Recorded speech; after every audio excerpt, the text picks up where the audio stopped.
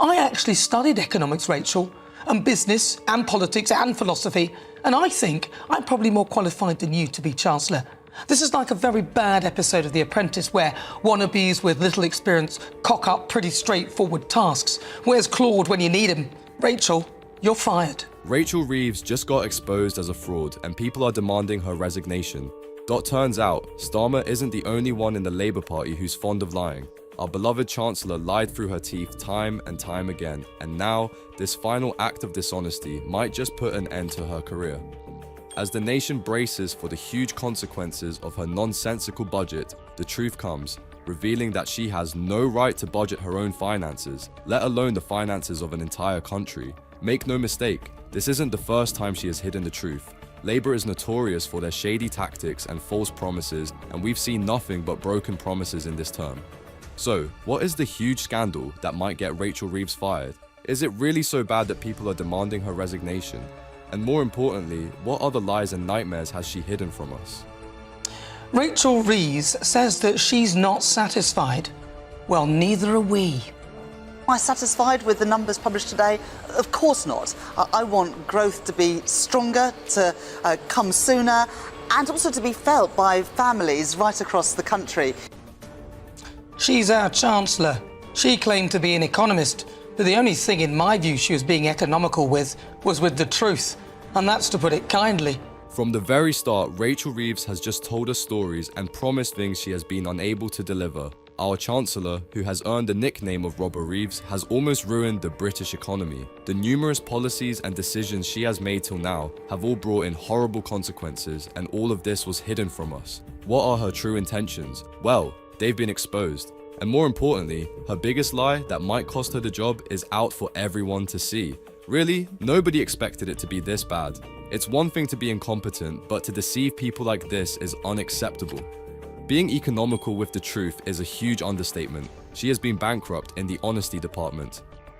Rachel Reeves, the woman whose questionable economic policies are destroying this country and bringing misery to farmers, business owners and everyday working people, claimed on her LinkedIn profile that she was an economist at the Bank of Scotland. She, or someone later amended it to state that she was in fact in retail banking. Name a group of people and Rachel Reeves would have definitely made their lives miserable with her outrageous lies and broken promises. But that's just Labour as a whole. What Rachel did specifically was lie about her job experiences. A lot of people lie on their resume to get a job, but this is the Chancellor of the United Kingdom we're talking about. A huge role and an even bigger responsibility, which, frankly, she has made a mockery out of. Imagine the worst possible budget and Rachel Reeves will still manage to disappoint you. Really, you wouldn't believe how bad the economy is looking for the next decade. Her LinkedIn has been updated, but that does not justify anything. The reality of her previous jobs is far worse than you can imagine. It's something that will make you wonder if this is the person who should be handling public finances. Retail banking is personal or customer banking to the general public, so processing payments, customer inquiries, blah, blah, blah, you get my gist. She may have even worked over the counter in a branch near you. It's more admin than economics, and there's a big difference between the two. Political blog Guido Fawkes has claimed that Rachel was wrong to suggest that she worked at the Bank of Scotland as an economist, and in fact that she held a more mundane role. The clear answer is no. Rachel Reeves, someone who had no direct experience working as an economist, isn't nearly qualified enough to be budgeting the entire country. And what a horrible budget she made. So, if the truth is out in the open that she has had more of an admin role instead of an economic one, then what has the government done about it? How will they defend this? As more information is revealed, the people who were already furious over the new budget and the many taxes they bring just get angrier. And are they wrong? This is complete dishonesty and nothing the government can say can make up for it. It'd be one thing if she was doing her job well, but that's clearly a disaster. It's like expecting a plumber to fix your car.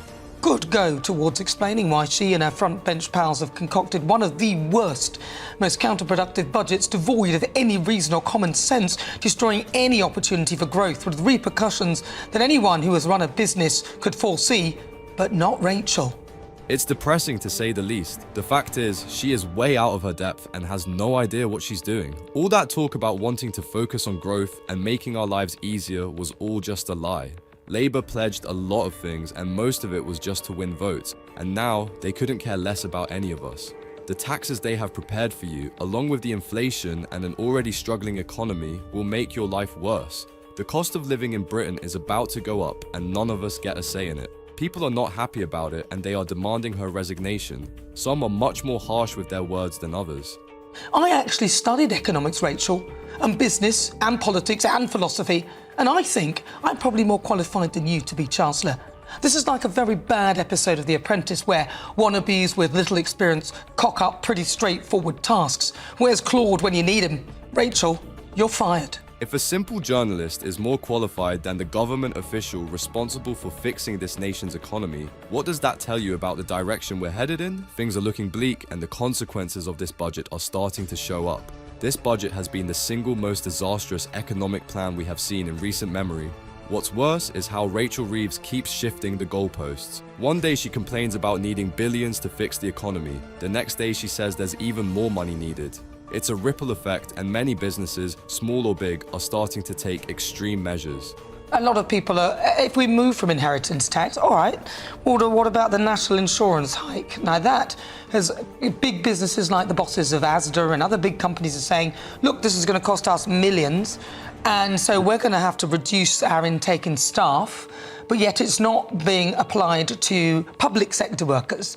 So that doesn't make any sense in terms of growth. If you're a chancellor and you're good at economics, you would know that that would be a counterproductive thing to do in terms of growth in the private sector.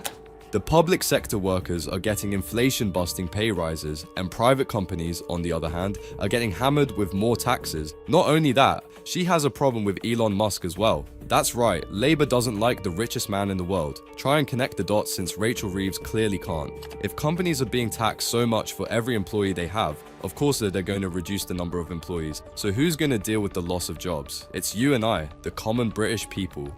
Remember that £20 billion black hole? Well, according to Rachel, that's not enough anymore. Anyway, the Chancellor of Doom, Rachel Reeves, now says she needs £40 billion. Right. Okay. And she's going to, and in order to raise that money, she's going to have to hammer us with even bigger taxes, especially businesses. Right. I mean, how long before So, she might as well just turn around and say 100 billion, Yeah. 200 billion. Nobody's believing her. So, Do the numbers add up, or is she just financially illiterate? More importantly, does she think we're stupid? It started with this supposed black hole in the public finances that she had no idea about, and now it just keeps growing. Is Labour just using this as an excuse to keep ramping up the taxes? 40 billion, 100 billion, who knows where she'll stop? Or perhaps the stop is near and she'll be forced to resign soon. Either way, it's not looking good since the damage has already been done. Increased taxes are coming your way, prepare your wallets. Labour and Rachel's audacity doesn't just end there. They ruin the economy and then take good-for-nothing initiatives as an attempt to fix the problems they are creating. Just take the business conference they hosted. You wouldn't believe the blunders Labour made during it. they pulled it back from the brink. They organised this conference. They failed to invite some of the biggest players. Elon Musk. How about inviting Elon Musk? They didn't. I saw Lord Ashcroft was tweeting, "Well, don't worry, Elon, I didn't get invited either." No. So look, they screwed up on so many levels. But the whole conference was about, hello world, come to Britain, you know, the UK is going great, we are putting everything, we're going to stop at nothing to get growth in Britain. Did they not invite Elon Musk or any other big names in the global economy because of their socialist ideology? You know, they hate rich people and see them as inherently evil. Maybe that's why they've made it impossible to run a company. All things considered, this conference to raise investment wasn't a bad idea, but it isn't something new.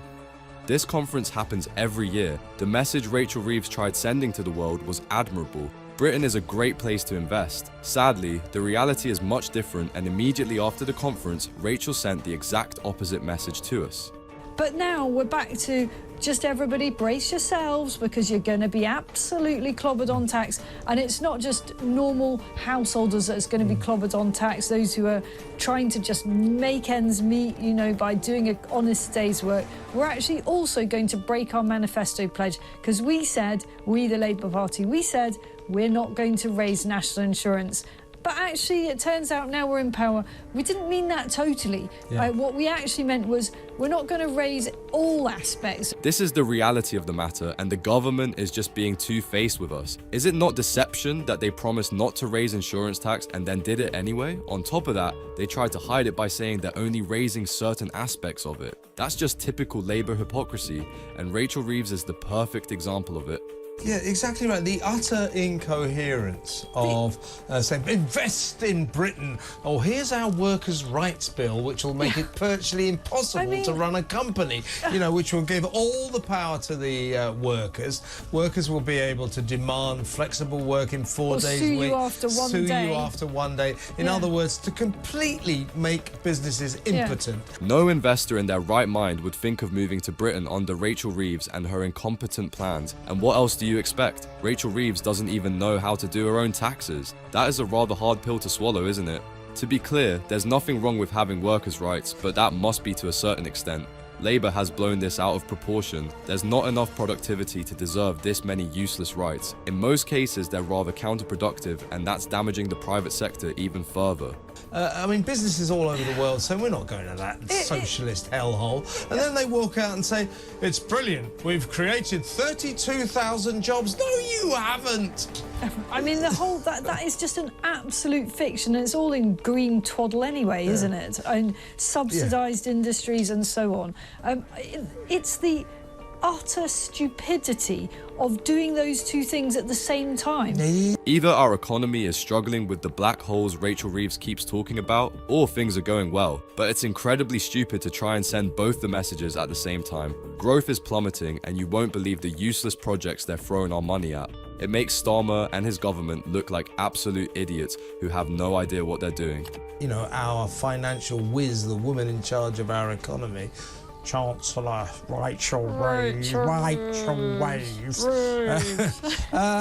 She claimed £1,225 on her parliamentary expenses for an accountant, someone else, to compile and file her tax returns. Rachel Reeves paid someone else to do her taxes. Firstly, that accountant was paid for by your taxes, and secondly, she's so big of a fraud that she can't even do her own taxes. That's right, the Chancellor who's throwing taxes at you can't do her own. Maybe if her credentials were legit, she'd know how to handle her personal finances, let alone Britain's finances.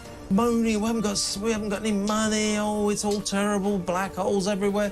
I mean, they're going to spend £11.6 billion on green schemes for foreign countries, and as I just said, £22 billion on Crazy Ed's mad carbon capture project. So they're moaning about, but they're wasting money on ludicrous nonsense. In what world does any of this make sense? Wasting money on insane nonsense while claiming that the economy is in dire straits and there's black holes everywhere in the budget. The numbers don't add up, and it really shows what the real priorities of this government are. And that's just the tip of the iceberg. Rachel Reeves has made the situation so bad that the consequences of her budget might just shut down the British economy. She's increased taxes to outrageous levels. We're talking in the 40 billion range, and she's fiddling the rules to borrow more money. She's getting a lot of new nicknames from Robert Reeves to Rachel Thieves, and no wonder, given that she constantly lies in small matters and huge ones like her employment history. I really don't know. That's terrible. Rachel Reeves, she doesn't know what she's doing either, I don't think, because they've left the most most over-promoted woman in the history of professional politics. She's left so much of a vacuum in what might happen, because I don't think she knows. This isn't being clever and sitting on her cards and playing it, you know, sort of with a poker face. She doesn't know. It took 4 months for the new Labour government to come up with a budget plan, and even after taking their sweet time, they released an abomination. Rachel Reeves really might be the most over-promoted woman in the history of professional politics, which is why she has to continuously lie. One of the more harmless lies she has told is just simply hilarious. You can never guess what it is. There's just no other way to explain how she managed to get this far. all of these big ticket items that they have pushed through, now they've got to afford them.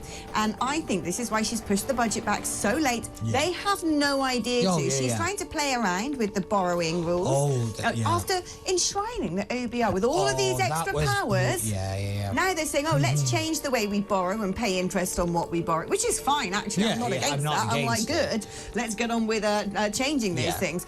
But they are so hypocritical. They don't know what they're going to do. Right now, Rachel Reeves is hoping that people will somehow forget about all of this. The damage control has started, and though she has updated her resume, it's nowhere near enough, especially when she set the public finances on fire. She has no idea what to do and is desperately trying to figure something out. Sadly, she figured burdening us with more debt is what needs to be done. Right, no, exactly. Yeah, because this is also one thing that she's finally been put under some scrutiny, that realistically her career there wasn't exactly, you know, as illustrious as many people made it out. Oh, really? Tell me more, gossip time. You know, basically, like, she was not as high up and she didn't have as much responsibility as many people kind of lent to her. And also, something about her claiming to be a chess champion has been proven to be factually that. Yeah, that was... So what happens when you give a lot of power and responsibility to someone with an unremarkable career? They struggle with being competent like Rachel does and make up lies to keep up the facade. Even such a small lie like claiming to be a chess champion was proven false. Why did she even feel the need to make that up?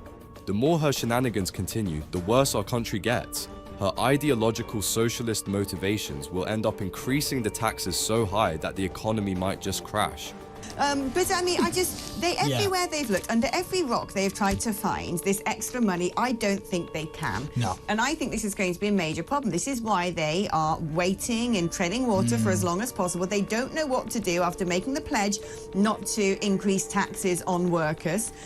They've got nowhere to turn now. U-turn after U-turn, and now it seems like the end of the road for Rachel Reeves and Starmer. People have had enough. The farmers are protesting over the inheritance taxes, companies are either shutting down or leaving the United Kingdom. Starmer and his gang hate the rich, but they don't realize how important those rich investors and companies are for this country. The consequences of this will be rather ugly. Oh, they're not paying their fair share, they can all go away. And you think, you do realise that the top 1% pay, you know, X I think it's amount 45% of income tax. or whatever, a huge amount. And if they go, you're in trouble. Oh, yeah. And that's basically the Laffer curve, isn't it? You increase taxes, increase taxes, increase taxes, and the Treasury gets more and more and more, until the point you increase them so high, people evade or avoid or leave, and it collapses. That's just the top 1%, and they can afford to leave this country. We can't.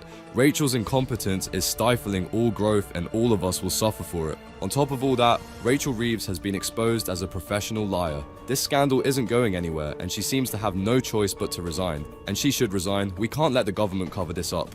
Lying about your credentials counts as fraud, and Rachel Reeves should be held accountable. Now, if that's something you can get behind, like the video and subscribe to the channel to help us spread the truth.